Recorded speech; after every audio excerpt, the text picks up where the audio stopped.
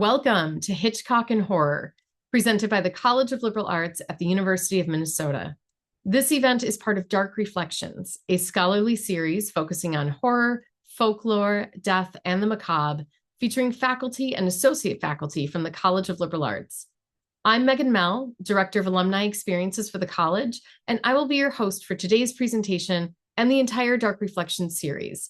Thank you all for joining us on Halloween as we get into the spooky spirit of the season. Today's presenter is Professor Robert Silberman. Professor Silberman is an associate professor in the Department of Art History at the University of Minnesota. He teaches courses in film history, the history of photography, and modern and contemporary art history. And he has taught a course on the cinema of Alfred Hitchcock regularly for many years. Though often associated with horror and suspense, a fitting reputation for the season, through films like Psycho and The Birds, Alfred Hitchcock's influence extends far beyond the macabre. During today's presentation, Professor Silberman will take us through a thoughtful exploration of Hitchcock's artistry and will reflect on the director's wide-ranging career and enduring reputation. Professor Silberman, thank you for joining us. I invite you to begin today's presentation. Good morning to everyone. We'll see about thoughtful.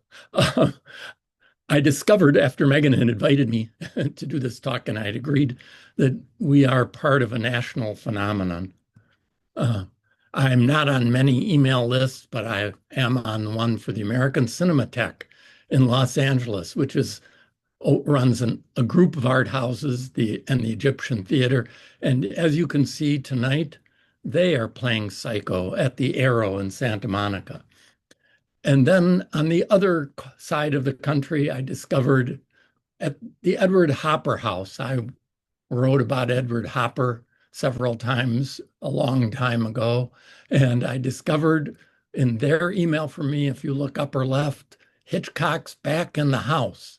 This is the Edward Hopper House, the Museum and Study Center, which is in the childhood home of Edward Hopper up in Nyack, New York, up the river from New York City. And there's Hitchcock on the left, Hopper on the right, and a professor in the middle who's going to talk about the two. And the reason they're talking about Hitchcock is this. The house up above is in Haverstraw. It's near Nyack, up the river. And the painting on the bottom is the famous Hopper painting, House by the Railroad, 1925, 100 years ago. The first painting purchased by the Museum of Modern Art. And that's sometimes regarded as the model for the Psycho house. Joe Stefano, the screenwriter, said, if there were a painting of Norman Bates, it would be painted by Hopper. Here's a still, not a production still from Psycho. It's a national phenomenon, Hitchcock and horror today, but in part it's based on a kind of misunderstanding because, as I hope to explain, Hitchcock was never primarily a horror film specialist. To identify him that way is more than a bit misleading, if understandable. What changed everything, or almost everything, was Psycho, although, as we'll see in a minute, there was one early and important precedent for approaching him in relation to horror films. First, two brief notes. This is Hitchcock's little self-portraiture caricature icon. He used to draw this all the time. Those of a certain age will recognize that it was used in the beginning of his television show as he stepped into the drawing. From virtually the start of his career, Hitchcock was an expert at what we would now call branding. He hired a publicist early on, and as anyone who's seen the trailers for Psycho or The Birds, which I urge you all to watch on YouTube, or watch the introductions to his television shows, you know that he knew how to create a particular image of himself. So when we discuss Hitchcock's films, it's perhaps necessary to also consider Hitchcock the public figure, the image which he carefully cultivated.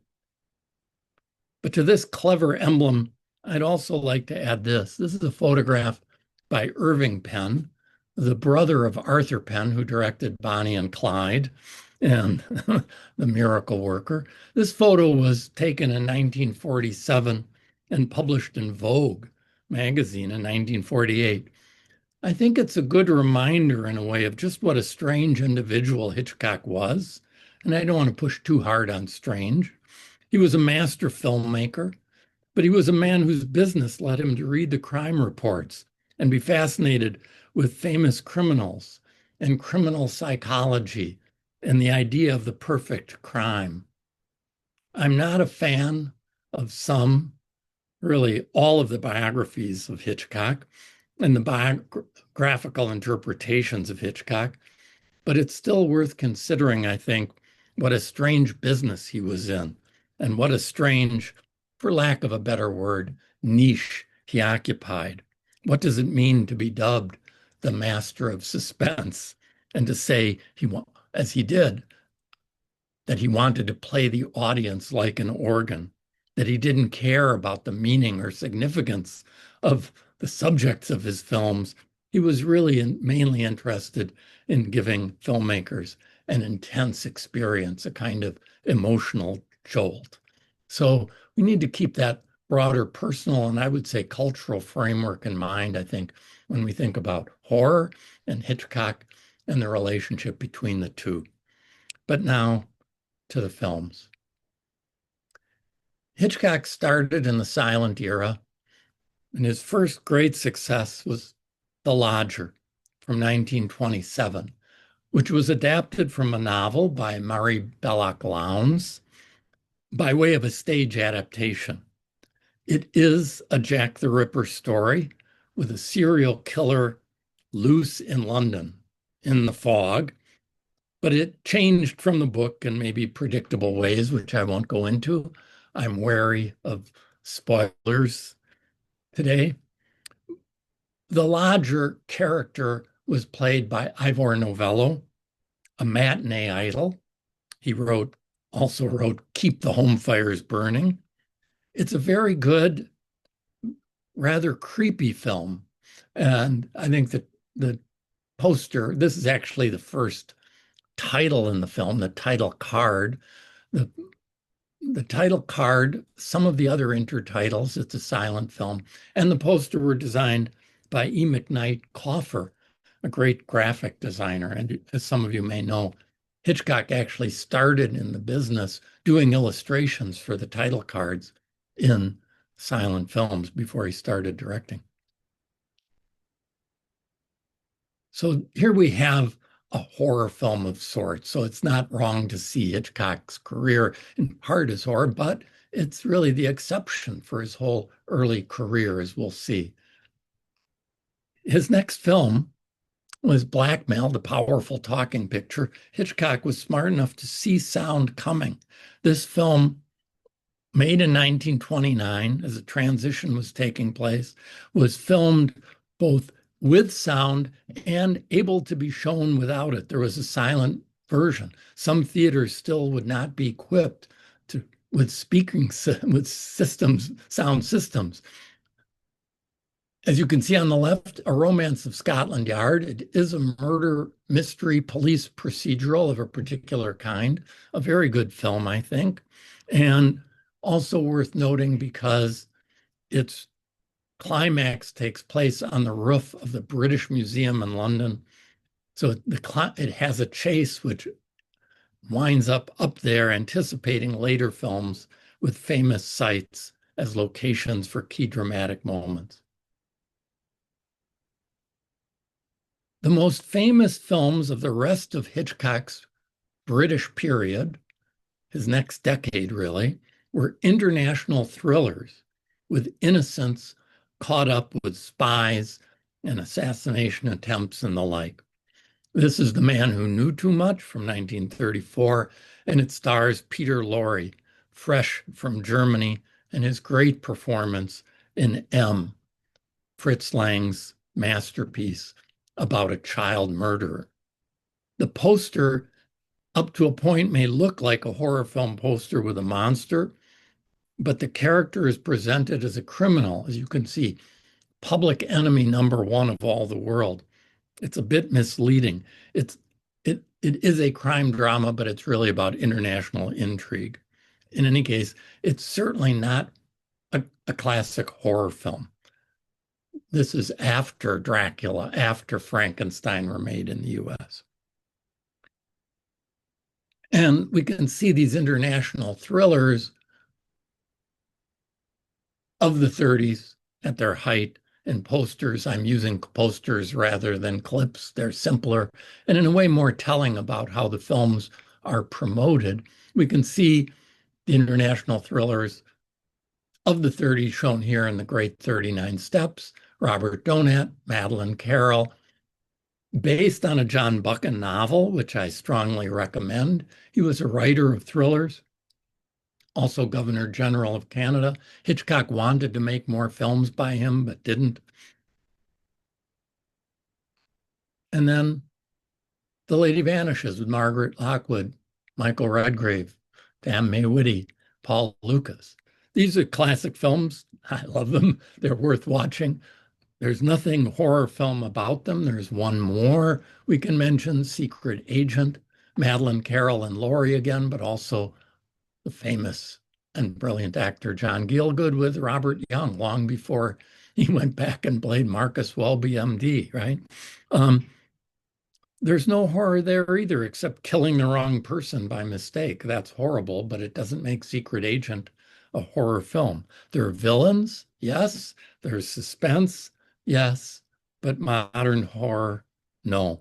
Although maybe the idea of innocence under threat is something to be afraid of, a scary situation that might be considered horrifying up to a point. These are films about fear up in a way, but that doesn't make them horror films. Hitchcock was brought to America in 1939, 40 by David O. Selznick, the producer of Gone with the Wind, who was an independent producer. And he was brought to make Rebecca, which was a best-selling novel by Daphne du Maurier, set in Cornwall. Hitchcock always denied that it was his kind of story, too much a woman's Gothic romance. Maybe it's still a Hitchcock story, as we'll see.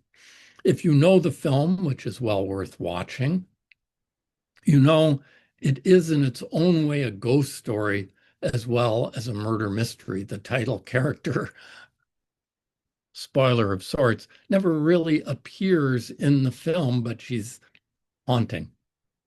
It's a haunted house of sorts in the great mansion, Manderley, and it has a great scary figure, the housekeeper, played by Judith Anderson, Mrs. Danvers. But we're a long way from a modern horror film. After that, Hitchcock's career had its ups and downs. Some of the films were perfect crime films, by which I mean films about people trying to commit the perfect crime. And I'm not going to show posters for all of these, but one of the famous ones is Rope, which was famous in part for seeming to be shown in real time, continuous real time, with the cuts between reels hidden. That has John Dahl, Farley Granger, Jimmy Stewart, but not according to the playwright. It's based on Leopold and Loeb, the University of Chicago child murderers, but that's an open question. Another perfect crime film from this period would be Strangers on a Train with Farley Granger and the incredible Robert Walker as the psychopath Bruno, along with a fine light performance by Patricia Hitchcock, Hitchcock's daughter. For me, the great sleeper in the whole Hitchcock canon, the great film that most people don't know about and should know about, is Shadow of a Doubt. Made in the middle of the war in 1943, written in part by Thornton Wilder, with Joseph Cotten, as you can see, and the radiant and winning Teresa Wright.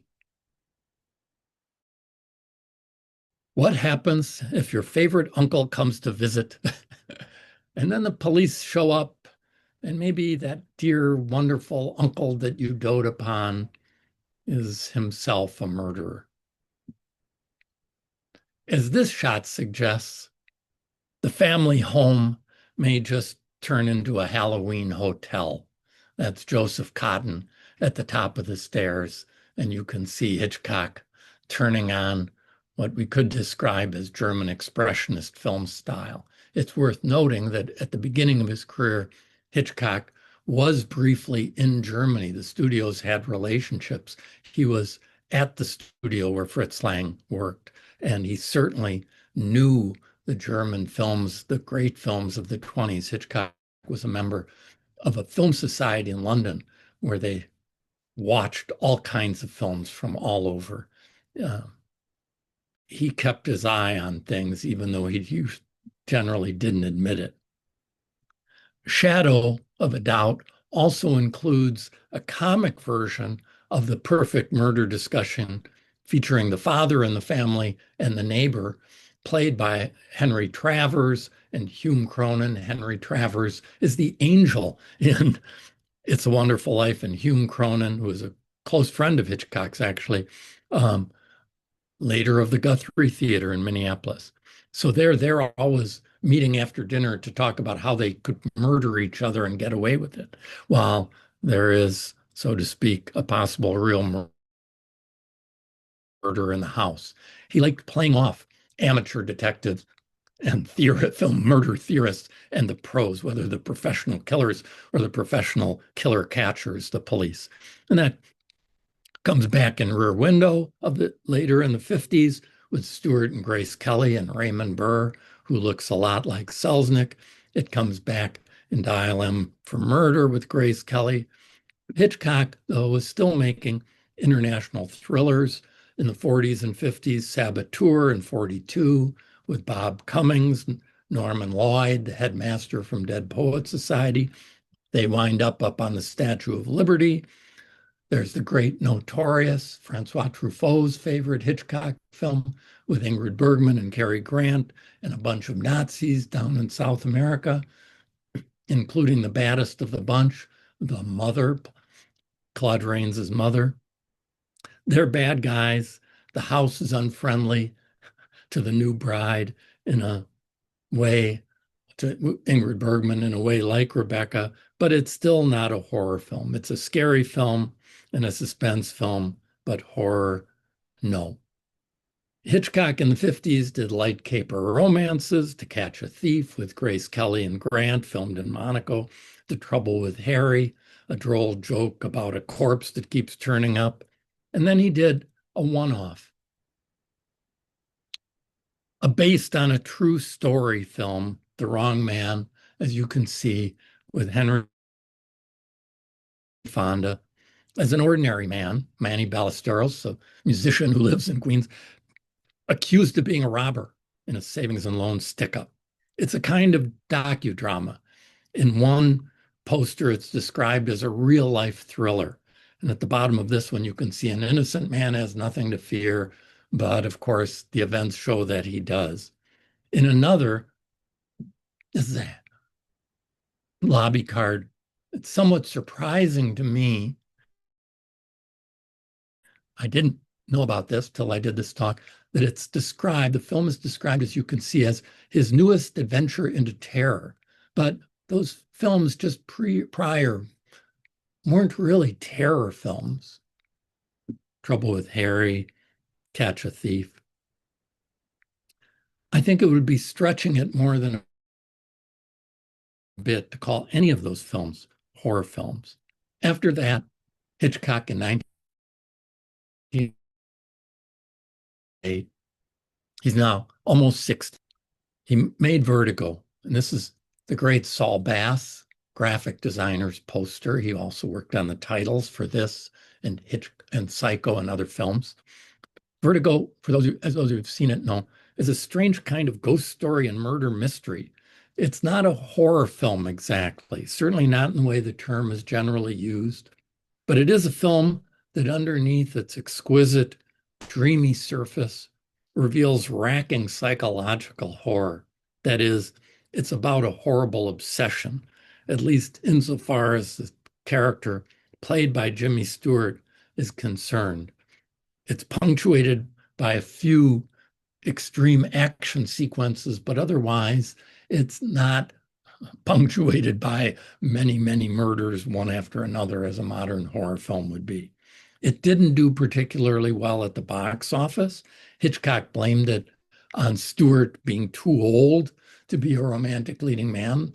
The leading lady is played by Kim Novak, as you can see from the poster. But then later, when film culture caught up with it, it was voted the greatest film of all time in a Sight and Sound poll. It replaced Citizen Kane. Finally, recently, it was passed by Chantal Ackerman's Jean Dielman. That's a whole other story. Most people don't even know what Jean Dielman is, but that critics poll was not a general audience popularity poll. I'm going to go back to Vertigo at the end briefly, but I want to move on here. It is an unusual film in terms of his career, in terms of being a popular entertainer, in terms of being a favorite of the critics, which I need to point out, Hitchcock was a master at cultivating. Hitchcock, around this time, sat for interviews with Truffaut. Truffaut was a fan of Hitchcock. Hitchcock was happy to be promoted as a great master by Truffaut. There was a movie, a documentary about that book and the making of it. After Vertigo, Hitchcock switched again because of box office problems. Hitchcock was always in tune with financial success, and he and Ernest Lehman were going to work on The Wreck of the Mary Dear, which was based on an Eric Ambler novel about a ship and criminal intrigue, which was ultimately filmed with Gary Cooper, Charlton Heston, and Richard Harris. But Lehman, the screenwriter, finally said, I can't do this stuff. I want to, and Hitchcock said, well, what do you want to do? And he said, I want to do the Hitchcock film to top all Hitchcock films. And so they made North by Northwest, which certainly is a crowd pleaser. And it's also a deliberate pastiche of earlier films with bits that recall 39 Steps and other bits. Hitchcock made it into a kind of romp with Cary Grant as the innocent, caught up in a ridiculous yet dangerous case of mistaken identity, with a crop duster chasing him out in the middle of a field, supposedly outside of Chicago, filmed in Bakersfield, California. And its grand finale up on Mount Rushmore. They couldn't really get permission to film there, so they filmed it with some shots they took sneakily in a real location and a great studio recreation. That's Cary Grant standing up on the model. And so Mount Rushmore, looking all the way back to blackmail in the British Museum through Saboteur and Statue of Liberty, ends up on Mount Rushmore with Cary Grant, James Mason, Martin Landau, and Ava Marie Saint, who I, of course, need to mention because Ava Marie Saint is still with us, 101 years old. And next summer, when the fireworks go up, you can, I hope, still think about her. She was born on the 4th of July. So now we're at the end of the 50s. We're a long way, beginning of the 60s, from The Lodger in the late 20s.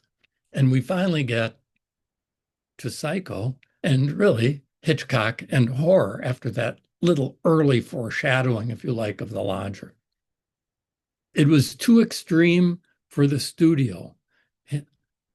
Think about the title, for goodness sake, and the 50s and the early 60s. So Hitchcock financed it himself and made a fortune when the gamble paid off. As the poster suggests, Hitchcock decided, I need to catch up with the younger generation. I need to be a little racier. I need to show a little more. It starts with the hotel room tryst And it has, as those of you who've seen it know, surprises and shocks and blood and more. It's also very funny in its own way. We can overlook the role of humor in setting up horror and how those two play off. Hitchcock never really was good at dialogue, but he had great writers. In this case, Joseph Stefano, who wrote the brilliant scene of Tony Perkins talking with Janet Leigh, that is Norman and Marion in the back room at the motel, and who came up with lines which play a little differently the second time around, like Norman telling Marion, "Mother's not, what's the saying, quite herself today. You can say that again." With Hitchcock, with Psycho rather, Hitchcock and horror are firmly joined together. There's Hitchcock working with Janet Leigh in the shower, staged, a little staged. And here we have Hitchcock and the birds, and you can see that now he's really a presence on the poster. He's established himself a recognizable public figure, partly through his television show. The birds, I think, really cemented the bond between Hitchcock and horror. It's a supernatural or maybe natural thriller of sorts because it's about an unexplained but violent mass bird attack. The story, the short story that it's based on, was written by Daphne du Maurier, and it has apocalyptic overtones. Hitchcock clearly felt he had to top Psycho, difficult as that was, and he turned to greater spectacle. Some of the effects now, really then too, this is a film I'm old enough to have seen as a very young boy. The special effects seem inadequate, but others work rather brilliantly, and it still has its interest, I would say. I keep ditching it. Here you can see from the poster on the left that the game has shifted to horror. Hitchcock is proclaiming how terrifying it is. And remember, the next scream you hear may be your own, right? Suggesting he's really interested in the business of producing screams. That's modern horror as we know it. My students are always talking about jump scares and why some of the early films may not have enough. After that, Hitchcock's career was uneven. He turned to Marnie with Tippi Hedren and Sean Connery, which is a romance crossed with a story of pathological criminality. And then, after a couple of political thrillers, Torn Curtain with Paul Newman, who he didn't get along with, and Julie Andrews, and Topaz, which is really an abysmal thriller based on a bestseller, we get a quite self-conscious return with Frenzy. Again, the title is more than a tip-off. It's and you can see shock effects are all the scream, which echoes Psycho in the trailer and the moments there.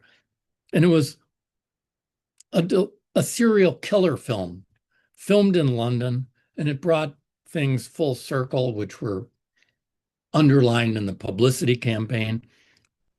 Full circle, Hitchcock returning to London, Hitchcock returning to the lodger, in effect. We are in modern horror territory now. There is an extremely graphic and disturbing rape murder scene that just seems off. I taught this last year. I don't like giving warnings, but it almost deserves a warning if anyone hasn't seen it. The film is still worth seeing, but there's something really excessive about that scene that isn't in line with anything, even in modern horror. He concluded with Family Plot, rather spirited and lighthearted romp film about kidnapping, diamonds, and a psychic who may or may not be a fake, with Bruce Dern, Barbara Harris, William Devane, and Karen Black. And that's the end of his filmography, even with me passing over some films, an operetta, a love triangle film, a screwball comedy. I hope you can realize that there are not whole lot of sort of pure horror films there, although there may be scary, even horrifying moments and situations in many of his films.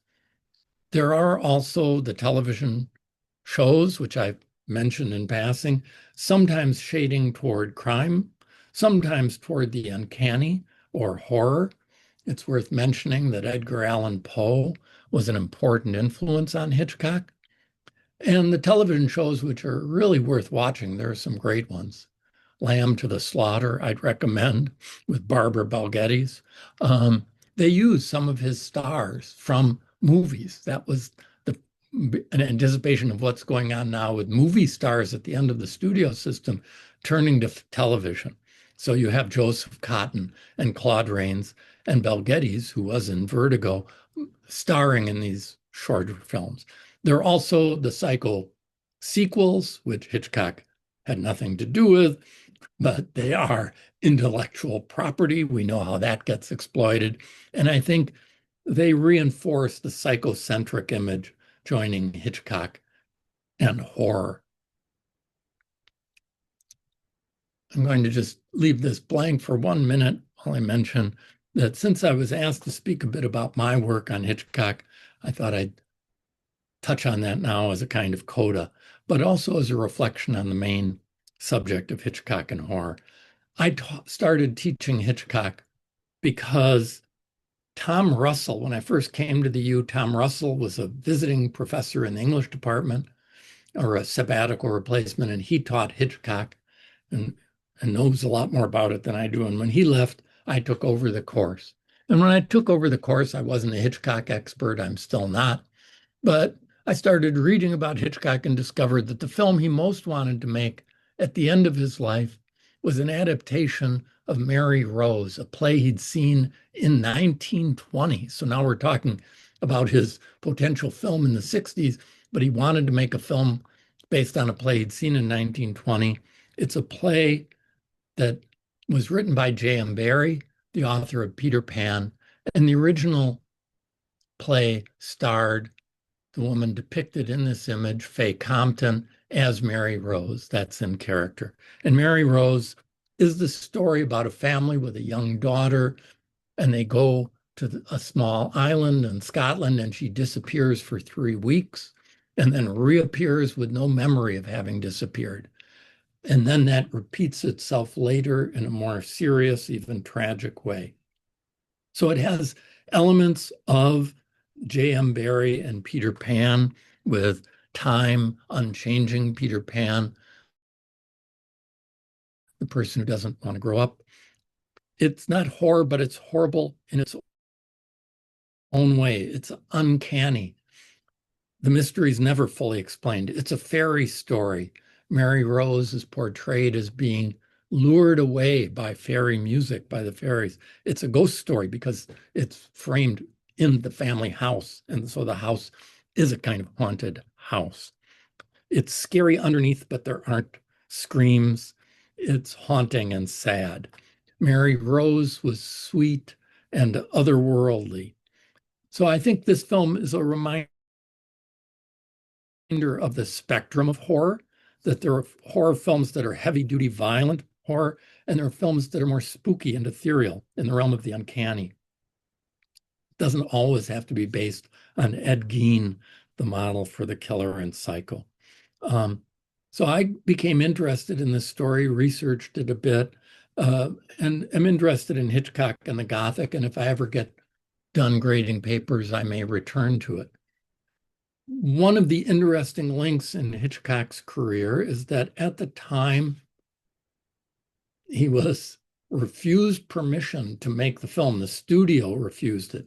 It was partly because they were concerned about his situation after Marnie and relationship with Tippi Hedren, which I won't go into at length, but also just the commercial aspect.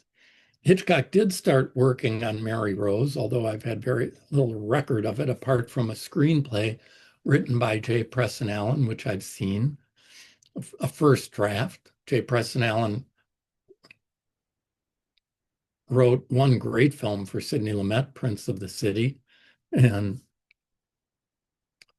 was a skilled writer.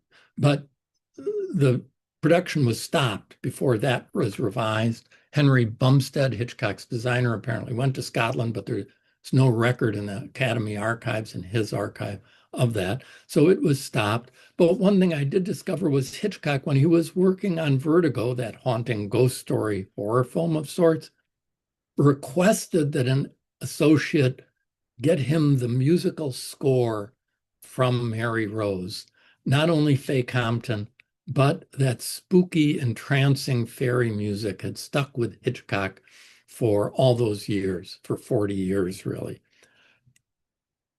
As things turned out, the music for Vertigo, one of the great film scores of all time, was written by Bernard Herrmann, the same person who, in Hitchcock's term, saved Psycho by when he convinced Hitchcock, that shower scene, you might not want to do it all silent. Let me try something. And boy, did he.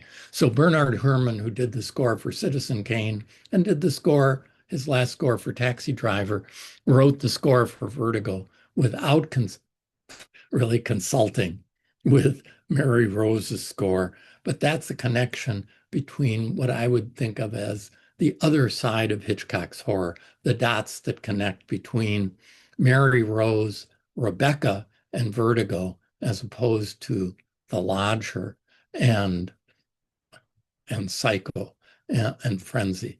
So with that note or non-note, I'll stop and maybe we can have some questions. Thank you all very much. Thank you, Professor Silberman, for sharing your talk with us and taking us through some of Hitchcock's filmography. You've certainly inspired me to put on one of his films tonight. We are now going to move into the Q&A portion of the event, and we'll try to get through as many questions as we have time for. Our first question that came in is asking, how did Alfred Hitchcock get started in the film industry? I know you mentioned he worked on title cards for a while. Can you tell us anything more about his background? Yeah, he was working for just a regular company doing drawings and things and run a magazine and writing short stories, odd little sort of poesque stories, twist stories on the side. And then he sort of went in. He was ready to go and went in and said, "Can I have a job?" And turned out to be so dedicated and such a jack. I mean, it was an American branch, a London branch of an American company.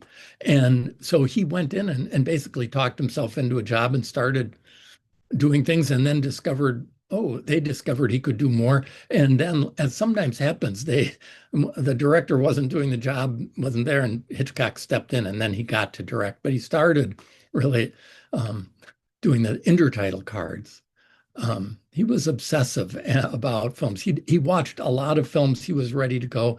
It also should be mentioned that the woman he married, Alma Revel, was actually, when he got in, ahead of him in the film industry. She was a veteran editor, and she helped with his early career, really his whole career, as a kind of silent partner. She would consult on scripts, give him advice. Well, Hitchcock's daughter, Patricia, has written a book about her mother, which is very interesting. Our next question is asking a bit more about the TV series Alfred Hitchcock Presents. What can you tell us about his involvement with the series? His famous prologues were written for him.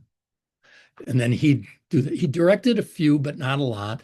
There's a woman named Joan Harrison, and recently someone has written a book about her as well. Hitchcock had his own sort of production office on a back lot, and the complicated, odd version is Hitchcock's agent, Lew Wasserman, became the head of Universal Studios. Lew Wasserman is a very powerful figure. He's the one who said, go into TV. He saw it coming. Universal ended up, and he made a lot of money. He made, I think, $100,000. He also had his magazine, so he was branding and extending his brand. Joan Harrison really supervised and produced the TV shows with Norman Lloyd, that actor I mentioned who's dangling from the Statue of Liberty and ends up as the headmaster in Dead Poets Society. He also just passed. He lived to be, I think, almost 100.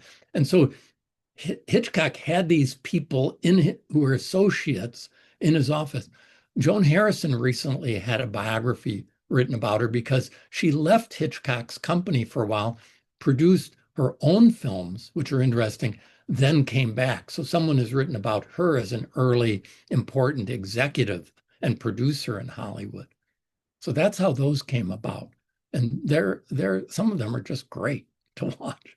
You mentioned just briefly Hitchcock's British and American periods. How do those periods differ in tone, theme, or cultural resonance? And when were they? Can you also give us some time? Well, Hitchcock came just before the war. Rebecca is let me get the date. I've got it here. Rebecca is 1940. Sells, if you think about Hollywood, the history of Hollywood is luring foreign directors to work there. German directors, Murnau, the great director of Sunrise, came to Hollywood and then unfortunately died in a tragic car accident. Lots of Swedish directors have tried their hand, Jan Troell, French directors, they come. So they were looking on the lookout for talent, and Selznick brought him. They didn't get along. There's a book on that too.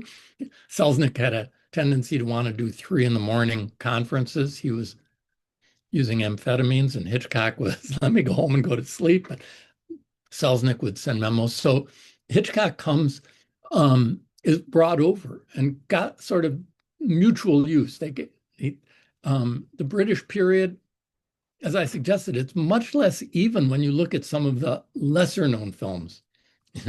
Waltzes from Vienna and operetta. But those early international thrillers, I think especially 39 Steps and The Lady Vanishes, really hold up. They're wonderful films. And then the American period has its oddities too. Hitchcock, when he left Selznick, and he was trying to work deals, so he had his own company for a little while, and then that didn't do so well. So then he'd change gears again and try something else. There are lots of odd and interesting twists and turns in his career. He wasn't always going success to success. Very few filmmakers are. So, it's tough to characterize them in huge lumps because you can have the lodger at the beginning of the British period, but then no other version of horror like that and none in the American period till you get to Psycho. And so the American period goes through its stages. I mean, it's worth, I've touched on this, but it's worth keeping in mind that by the end of the 50s, the Hollywood system is getting caught, if you like, by television. It's sort of what's going on now with streaming. The original directors like Hitchcock, like Capra, like Howard Hawks, like John Ford are getting older. Hitchcock at 60 or so, not quite, making Vertigo, is, middle-aged to elderly, and yet he does this remarkable film, late period, extremely personal, extremely unconventional in certain ways. It doesn't do well, and boom, he does North by Northwest. So there are lots of twists and turns, and if you like experiments, like The Wrong Man, docudrama before docudramas, which he thought, well, maybe that's the way to do it. And then into Psycho, The Birds, Frenzy, but with those other failed international thrillers before Family Plot, which is kind of fun to watch. And of course, Bruce Dern is still with us. So sticking with the films, we have a 2-part question here from the audience. Do you know if Hitchcock had a favorite among his films? And what is your favorite among his films? Hitchcock, like a lot of directors, would sort of change his mind sometimes and say different things. I mean, he did mention Shadow of a Doubt. There were different reasons. I think, Shadow of a Doubt sometimes is a favorite, but he played it cagey if you read it. Thornton Wilder, as I mentioned, wrote that script, but then had to leave. He was sort of drawn into government service during the war. Sally Bowles, who'd written Meet Me in St. Louis, came in and provided maybe small town charm. He got, let's say, he had favorites depending on relationships almost more than the films themselves. But who did he like? Who do you have a good experience with? But I think Shadow is sort of for him too, one that he frequently mentioned. With me, it's tough because the films are so different. I mean, it's tough not to admire Vertigo or in its own way, Psycho. I mean, Psycho holds up partly because of the humor as well as the filmmaking. It's um, but what's not to like about Notorious? So I can't really choose either. I choose in bunches. If I was forced, I would, but I'm not being forced. No, I will not force you. Another one of our attendees asks, going back to Mary Rose, do you think Hitchcock's interest in Mary Rose reflected more of his fascination with innocence and loss, or was it about experimenting with the uncanny and unseen? I think it really goes back to that experience he had in the theater with just being sort of enthralled by that magical moment and by Faye Compton's performance. I was fortunate enough, I happened to be in New York in 2007 after I'd worked on this a bit. And there was a small production off Broadway, the Vineyard Theater off Union Square, of Mary Rose with Ronnie Howard's other daughter, Paige, not Bryce Howard, who's well known as an actress, but Paige, who isn't well known and hasn't done much, playing Mary Rose. And they revised it so that of all people, Coeur d'Alene of 2001 was playing a narrator. And if you know Coeur d'Alene, he's an incredibly handsome man. And so here he was long after 2001, seemingly unaged.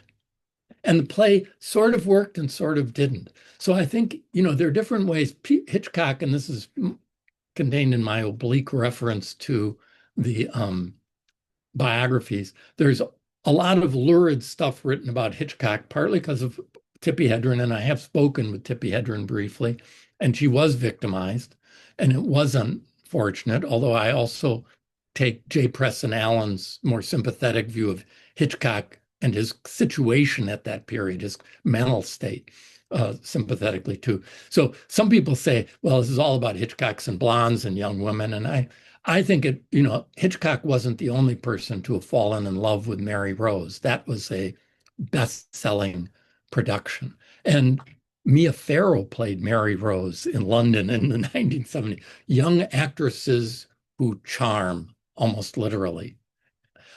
So it is about the uncanny, and it is about young actresses and directors falling in love, but about audiences falling in love, not in murderous, dangerous ways, but in sort of understandable ways. But it's an odd twist. I also might mention that there is the Neverland film with Kate Winslet playing the mother of the Peter Pan family, and Johnny Depp playing Barry, and Julie Christie as Kate Winslet's mother, which is also a sort of interesting take on that world and on J.M. Barrie and how that all plays.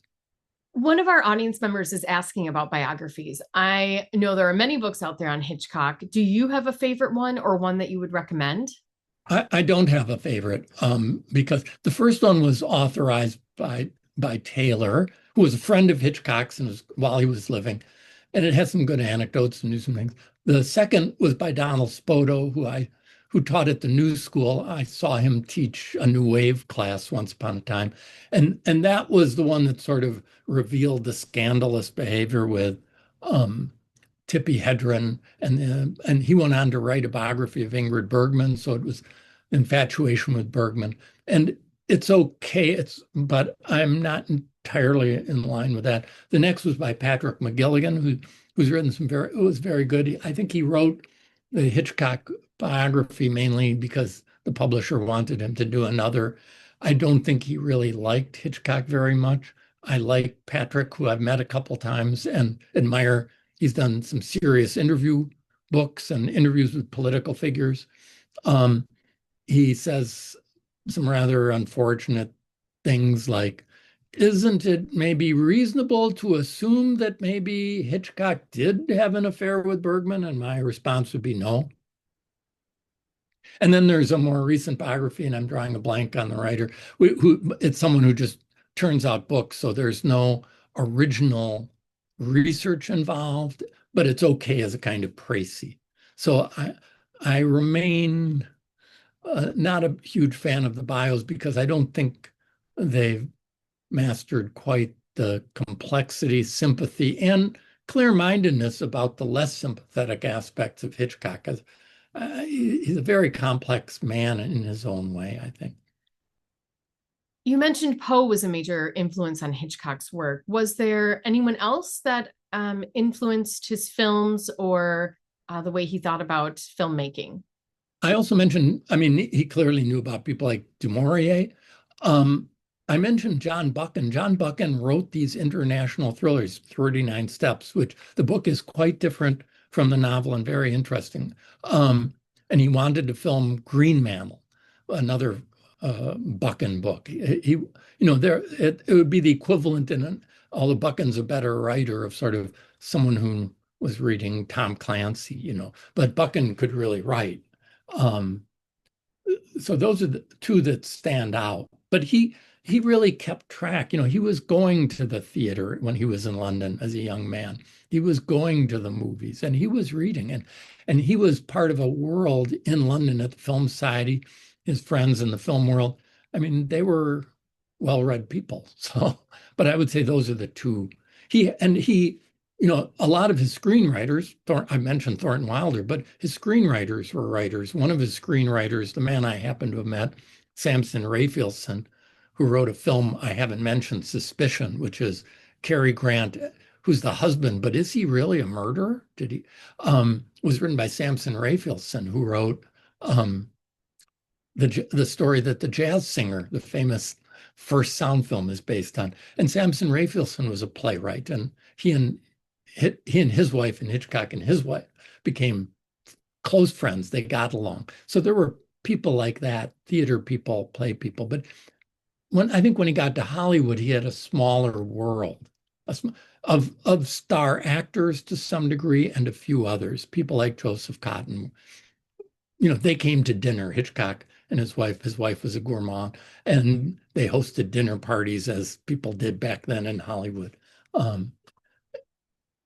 Hume Cronin and Jessica Tandy, those kinds of people, maybe more actors and writers, but some writers. But I would still say Poe and Buchan probably are the standouts. I'll think of someone else as soon as we're done, but those two for now. Wonderful. Thank you. We have a number of questions that came in about the same topic, so I'm going to group them together. But mostly they're asking, do you see Hitchcock's work influencing filmmakers of today? And what do you think Hitchcock would think about today's thrillers and horror films? I think clearly Psycho is the turning point in terms of slasher films, jump scare films, that changed. But it's partly because the culture had changed and the movie business was ready to change it. The production code was gone. You could I showed a clip from The Wild Bunch. You could show more blood. You could be more violent. Bonnie and Clyde. I mentioned Arthur Penn. So there's no question about his influence there. There's also no question about his influence with someone like Truffaut, the filmmaker I mentioned, who did the great interview book with him, which has its little problems too, because they were both trying to promote a certain version of what was going on. So he influenced Truffaut films and European films as well. I also might mention that Hitchcock never got an Academy Award for a film as Best Director. He got an honor. He was somewhat regarded as a technician, this master filmmaker who could film so well. And he was later championed by the French filmmakers, Chabrol and Romer, who wrote a book as the Catholic director, the director who works on questions of innocence and guilt from a Catholic perspective. So there's that. But he influenced many, many foreign filmmakers as well as the Hollywood filmmakers. And technically, and at times in other ways, films like Vertigo, his influence would go beyond just Psycho or The Birds and slasher films or sort of special effects, spectacle, not maybe with non-human villains, if you like, horror films. Well, our time is nearly up, so this will have to be our last question. Today's presentation is based on a course you teach, and that spans an entire semester. So you have an opportunity to dive deeper into many of Hitchcock's works. Our audience is curious about what aspects of Hitchcock's works and films really resonates most with your students. Well, I think a lot of them come with Psycho in mind, the horror film director, and they're surprised by things like the humor, because that's what you notice when you go back, and they're surprised by things like those 30s British thrillers, and also inevitably it's the way it works in film studies. Certain things, as I like to say, pop into 3D, like when you go into the optometrist's office and have those charts that pop into 3D when you're wearing that. And so the representation of women certainly is notable. And it's worth, I mean, that the feminism took hold in film studies early on. There's an excellent book by Tanya Modleski, The Women Who Knew Too Much, which is very complex and I think balanced and fair judgment of Hitchcock's representations of women. But those are the things that really pop out. Well, we have come to the end of our event. A special thank you to our presenter, Professor Robert Silberman, for his insightful talk and answering a variety of our questions. I hope everyone is inspired to go home and watch a Hitchcock film this evening. This is our final event in the Dark Reflections series. In the coming week, you'll be able to view recordings from today's presentation and previous presentations by visiting our website at z.umn.edu/darkreflections. Thank you to everyone for joining us, and I'm wishing you all a thrilling Halloween.